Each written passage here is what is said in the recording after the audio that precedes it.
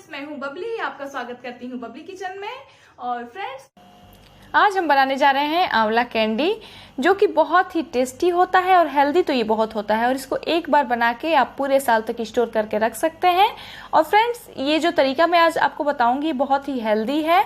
और आपको तो पता ही है आंवला बहुत ही फायदेमंद होता है, और सर्दियों में तो खास तौर से। और जब भी सर्दी खांसी होता है उसके लिए ये बहुत ही फायदेमंद होता है। तो आप इसको एक बार बनाएं और पूरे साल तक खुद खाएं, बच्चों को भी खिलाएं। तो आइए ये आंवला कैंडी की रेसिपी शुरू करते हैं। आंवला कैंडी बनाने के लिए मैंने यहाँ पे लिया है 500 ग्राम आंवला।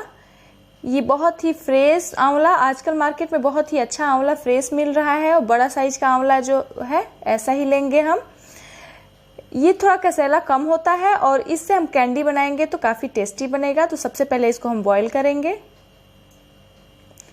तो बॉईल करने के लिए एक बड़ा सा बर्तन लेके मैंने इसमें पानी रखा है उबलने के लिए।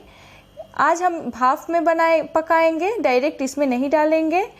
तो इसके बाद हम ऊपर से जैसे ही पानी थोड़ा उबलना शुरू हो जाता है, ऊपर से ऐसा जाली वाला एक थाली रखेंगे। कोई भी जाली वाला बर्तन आपके पास हो तो वो ऊपर से रख लें। नीचे से स्टीम आएगा और वो स्टीम से ही आंवला जो है अच्छी तरह से उबल जाएगा। तो सारे आंवले को हम इस पर रख लेते हैं। डायरेक्ट पानी में नहीं उबालेंगे, क्योंकि आंवला में जितना भी न्यूट्रिशन है वो सारा निकल जाएगा। और इस तरीके से पकाएंगे तो अच्छा रहेगा। तो मैंने सारा डाल लिया है इसमें। सारे आंवले को इस बर्तन में डालने के बाद इसको हम ऊपर से कवर करके उबलने देंगे। नीचे से पानी उबल रहा है और स्टीम से ये अच्छी तरह से बॉईल हो जाएगा। और 10 मिनट के बाद इसको हम चेक कर लेते हैं। तो आप देख सकते हैं आंवला अच्छी तरह से उबल चुका है। इसमें जो क्रैक्स पड़े हैं इसका मतलब ये बहुत अच्छे से उबल चुका है। इसका पीस अलग हो जाएगा। तो इससे ज़्यादा हमको बॉईल नहीं करना है। अब फ्लेम को ऑफ कर लेते हैं और इसको ठंडा होने देंगे। और जैसे ही ठंडा हो जाएगा इसका सारा पीस हम अलग कर लेंगे। इस तरीके से ये बहुत ही आसानी से हो जाता है, आप देख सकते हैं। और एक बराबर पीस बहुत ही अच्छा कैंडी या फिर अचार कोई भी चीज़ बनाएंगे तो बहुत अच्छा लगेगा। और एक बात और मैं आपको बता दूं, जब भी आपको आंवला उबालना है आप इस तरीके से ही स्टीम बॉईल करें। ये बहुत ही बेस्ट तरीका है। इससे आंवला अच्छी तरह से उबल जाता है, उसका सारे न्यूट्रिशन उसके बने रहते हैं। को मैंने एक बड़े से बर्तन में ट्रांसफर कर लिया है, क्योंकि इसमें हमको चीनी भी डालना है। तो ये वेट में मैंने लिया था 500 ग्राम, तो उतना ही चीनी भी लेंगे 500 ग्राम। और आंवले में अच्छी तरह से डाल के इसको एकदम हल्के हाथों से हम थोड़ा सा मिला लेंगे। हल्के हाथों से मिलाना है जिससे कि आंवला टूटे ना। पूरा ये मिक्स हो चुका है। अब मिक्स करने के बाद इसको हम कवर करके 3 दिनों के लिए छोड़ देंगे, जिससे कि अच्छी तरह से चीनी मेल्ट हो जाए और मिठास अंदर तक चला जाए। तो 3 दिन के बाद इसको हटाएंगे। 3 दिन हो चुके हैं और अभी आप देख सकते हैं ये आंवला जो है चीनी के साथ एकदम अच्छी तरह से मिक्स हो गया है और चीनी अच्छी तरह से मेल्ट हो गया है, लिक्विड फॉर्म में आ गया है। और हमने पानी इसमें बिल्कुल भी ऐड नहीं किया था।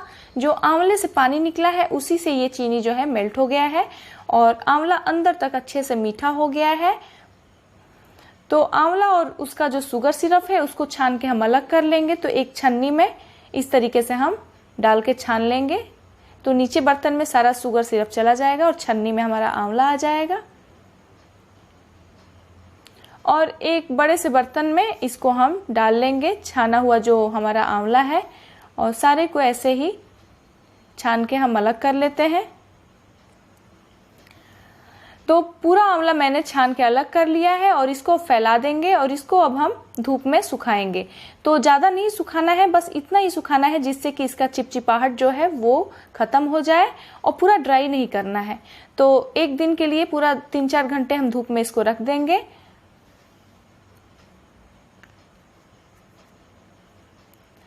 और जो इसका शुगर सिरप हमने अलग निकाल के रखा है इसको भी हम यूज करेंगे। इसको फेंकेंगे नहीं, क्योंकि इसमें बहुत सारे विटामिन्स है। आंवले के सारे इसमें गुण जो है इसमें आ गए हैं। तो इसको भी हम थोड़ा सा 1 से 2 बार बॉईल होने तक पका लेंगे और इसको हम आंवला जूस बना लेंगे। फ्रेंड्स, हमारा आंवला अच्छी तरह से सूख गया है। तो आजकल मौसम थोड़ा सा धूप कम होता है, इसीलिए इसको मैंने 2 दिनों तक सुखाया है। और अभी आप देख सकते हैं ये अच्छे से सूख गया है, ऊपर से एकदम ड्राई हो गया है और अंदर से ये सॉफ्ट है। बहुत ज़्यादा नहीं सुखाएंगे, नहीं तो ये बहुत ही हार्ड हो जाएगा।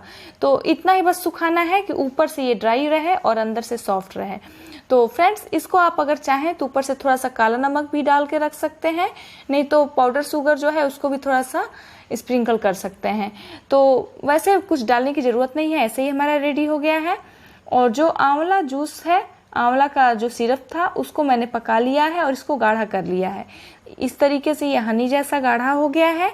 तो इसको 1 गिलास पानी में 2-3 चम्मच डाल के आप आंवला जूस की तरफ पीजिए। बहुत ये हेल्दी होता है और इसको भी अच्छे से हम यूज कर लेंगे।